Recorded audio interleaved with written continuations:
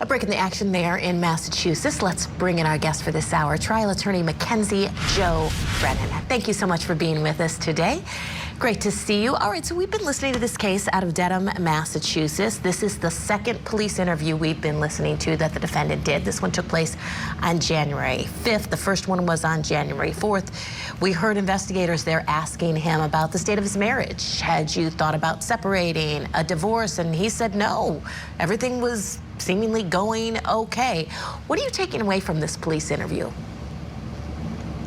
Boy, I mean, it really illustrates why attorneys advise not to speak to police, especially without an attorney, because the more you talk, the more you are likely to paint yourself into a corner and set yourself up for future inconsistencies. And that's true regardless of if you're guilty or not. Certainly in this case, he's very verbose. He has a lot to say, and he says a lot that I imagine will contradict things to come. For example, saying that she wasn't suicidal, that foreclosed a theory, I'm sure, that he and his attorney may have entertained, which is that her cause of death was something self-inflicted.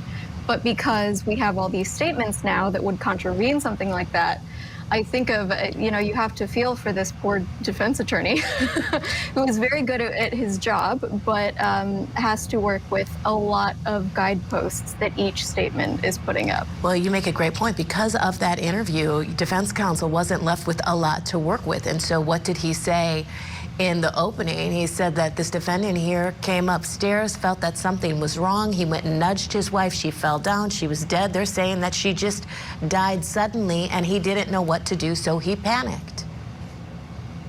It's a very bizarre theory. My mom was here this morning and we're watching these opening statements together, and my dad passed away from a brain aneurysm, you know, something that does strike suddenly. And we're sitting there talking about, like, can you imagine coming in and seeing the person that you love and being like, you know what, I'm not going to call 911, I'm going to chop him up.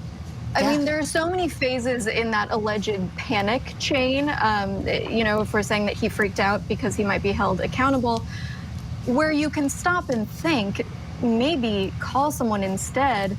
And that really does beg credulity there, because that means that at each point in the cycle, even in his version of events, he decided that the better option was to continue with this disposal when allegedly he did nothing wrong under his theory. Yeah. Very strange.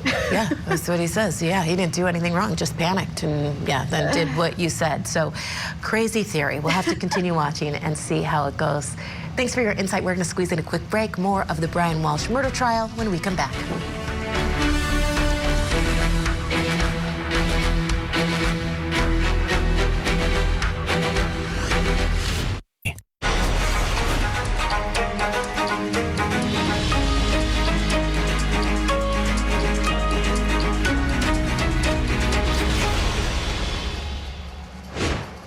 And welcome back to Court TV Live. I'm Kelly Krapf in this afternoon for Julia Janae.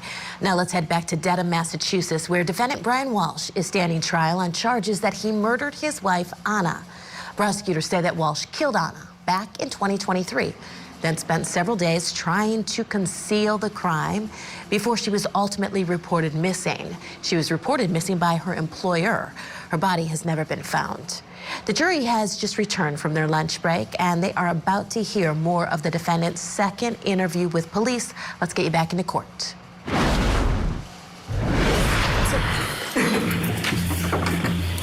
Your Honor, may we continue with Exhibit 54? I believe we left off at 14 minutes and 33 seconds on the media player. You may. Thank you, Your Honor. Ms. Gilman?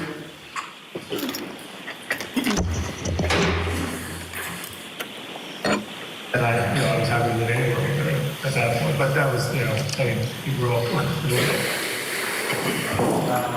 And I'll ask this to upset you, but is there any extramarital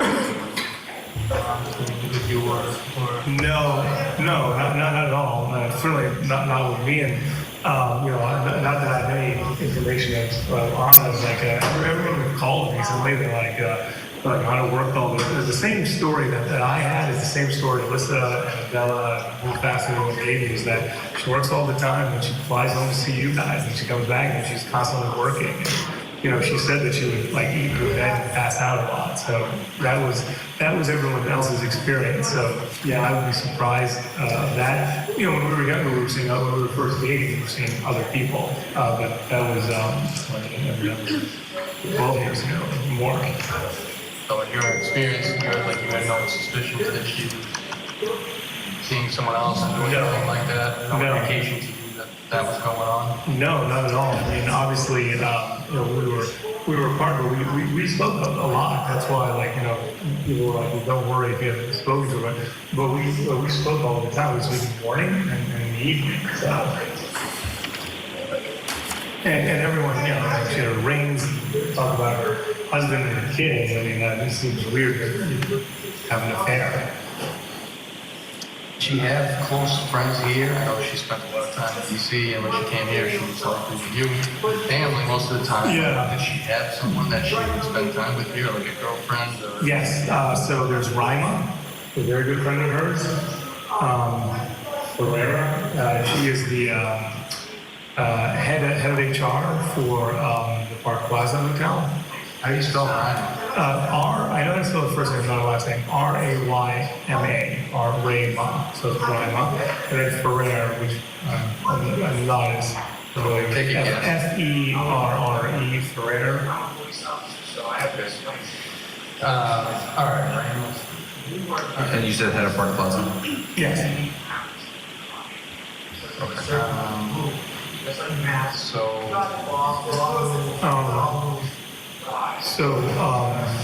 Anyone else?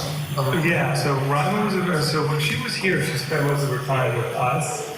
Trying to think who else were people that she would lead. Rima was the biggest. Jam, obviously.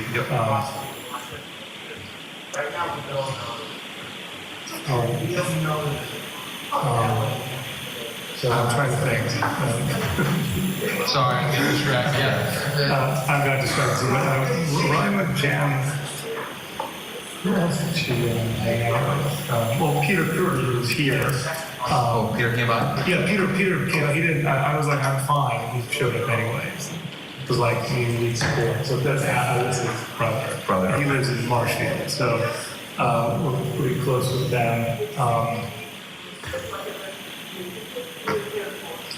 So you know Peter and Anna went to, they had a leadership training together. Okay. And was Jim part of that as well? Jim was part of my leadership training. Oh, so that's okay. how a lot of us know each other through this. Okay. So Peter Kirby and leadership training. Yeah, she was what we call, her group was B2 and my group was B3. We raised over $200,000 from the pandemic for local schools. So, Really? Yeah. Oh, wow. That's awesome. That's part of the leadership training is the community service projects. Okay. Something Jim and I continue to do about it. So. Nice.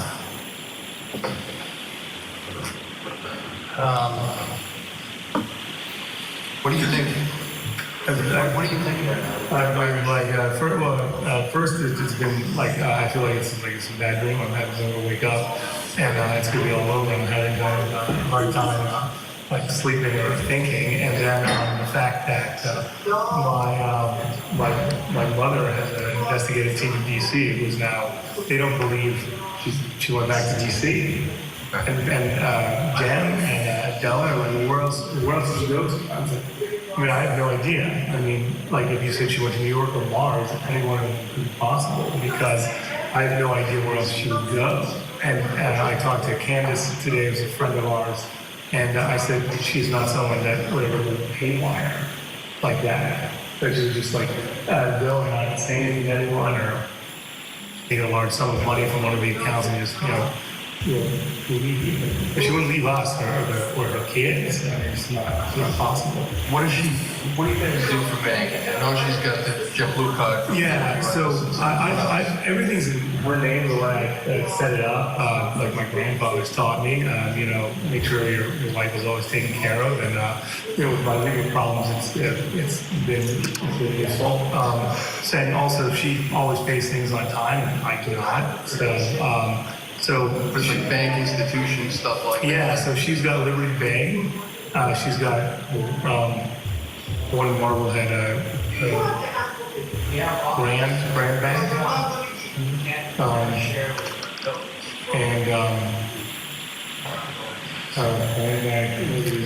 And she's Apple Credit Union in Virginia, which she's had for probably 10 years, 15 years. Apple Credit Union? Yeah. So all the money goes there. Then we've got the Chase cards. We have the Fidelity,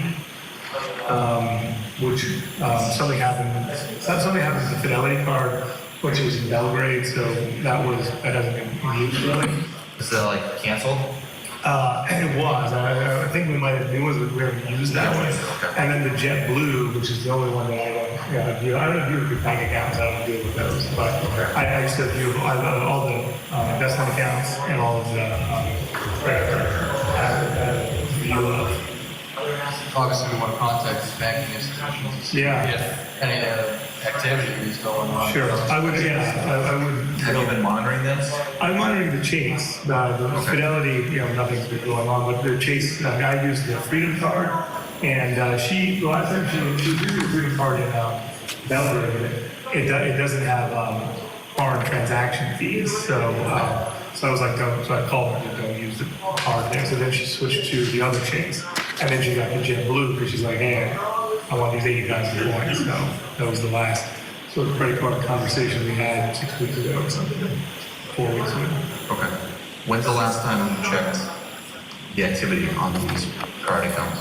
I had to check today because the Freedom removes for a company I work with, Fresh Goals, which is a sports car or memorabilia company. So they buy from their. More of the Brian Walshe murder trial in Massachusetts when we come back. Stay with us. You're watching Court TV Live, your front row seat to justice.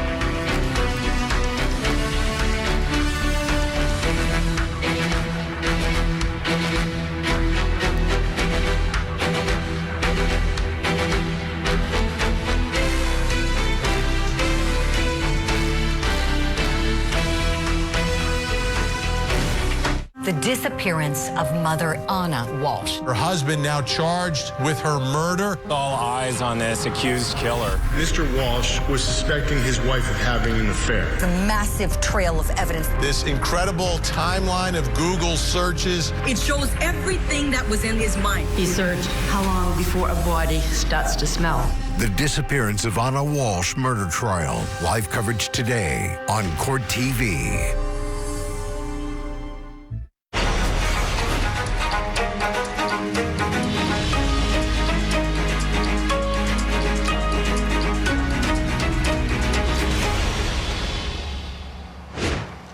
We are watching the trial against Brian Walshe that's taking place in Dedham, Massachusetts.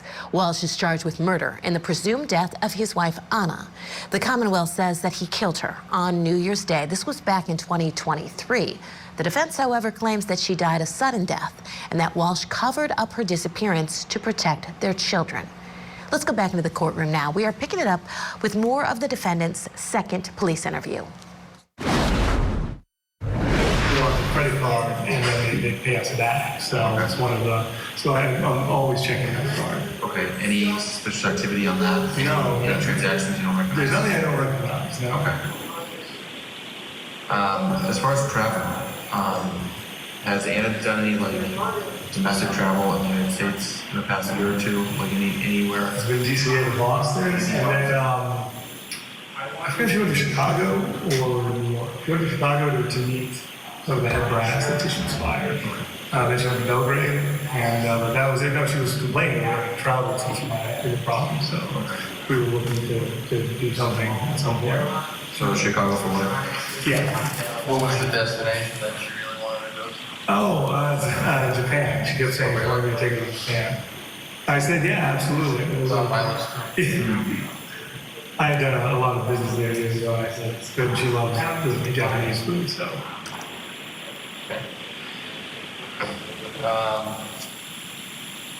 Going back to her phone, you guys have a family plan, or you had a family plan? Okay, so we have a family plan. When she got the job at Tishman Spire, she's like trying to decide what to do. She's like, well, she wanted to take her phone over, so she ported it over, and then she left the family plan that we had. So you have no access to like her no records or anything? No, but tissue is fine, right? So, Yeah, well, that's. you're not, I thought you had the phone number. We've been talking with them, but they're a big company, so getting information from their companies. really? Yeah. Oh, I thought they were just handed right over. They always have to be corporate attorneys. Oh, you know what I mean? Yeah, if she was on the family, I mean, I'm so upset. If she was on the family plan, I could like just like hand it right over to the guy right now. Yeah, all the phones, mother, my uncle, her brother, me, and on it. So Okay. Anna was married to the guy? She was, yes. And what's the relationship like with her and her? They don't talk anymore. How long ago was that marriage? I guess she got.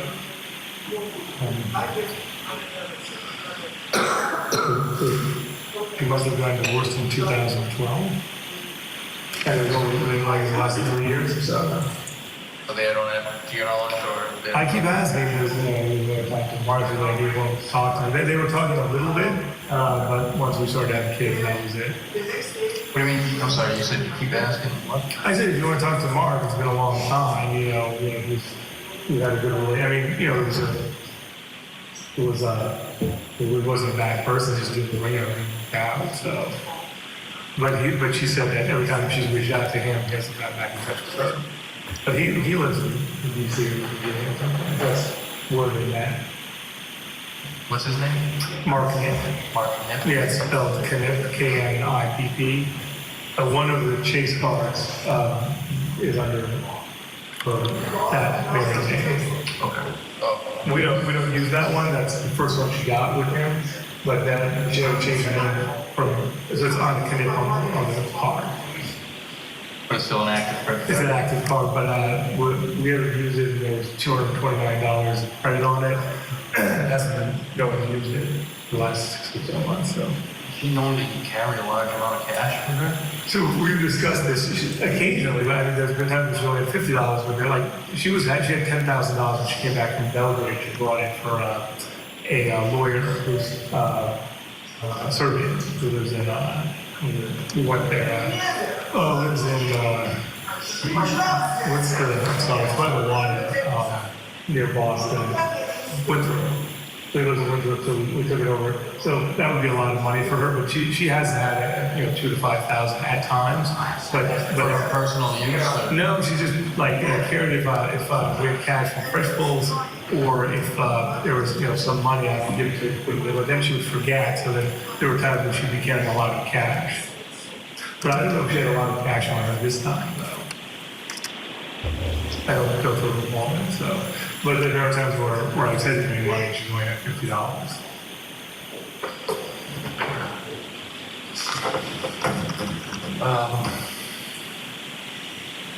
But she always dresses like she had it all. There was no financial trouble, nothing like that. No, actually, we're doing better than ever right now. We're facing restitution charges, but with the new job and where the real estate has worked out, we're really in good shape.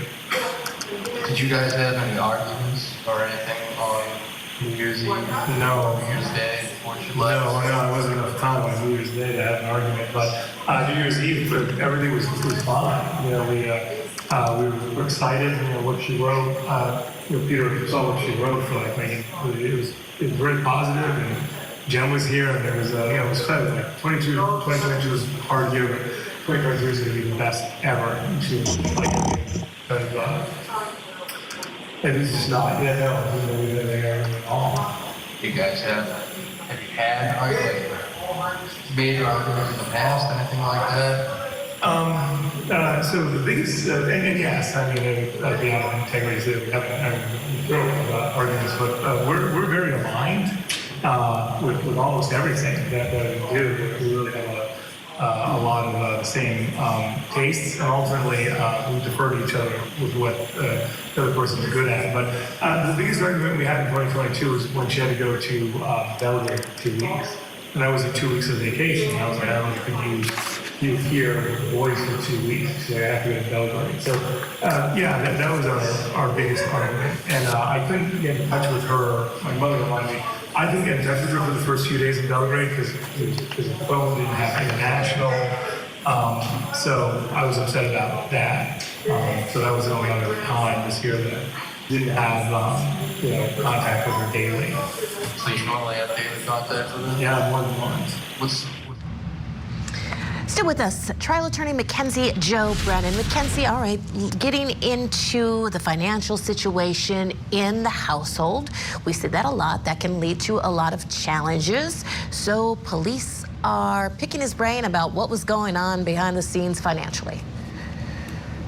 Yeah, and I think we saw some of that in the opening statement from the defense, that they're setting the stage for mitigating these financial motives, because obviously, one, as he mentioned in this interrogation, he has restitution charges that he has to pay based on this other federal charge. So that in and of itself is very interesting and definitely could be seen as a motive.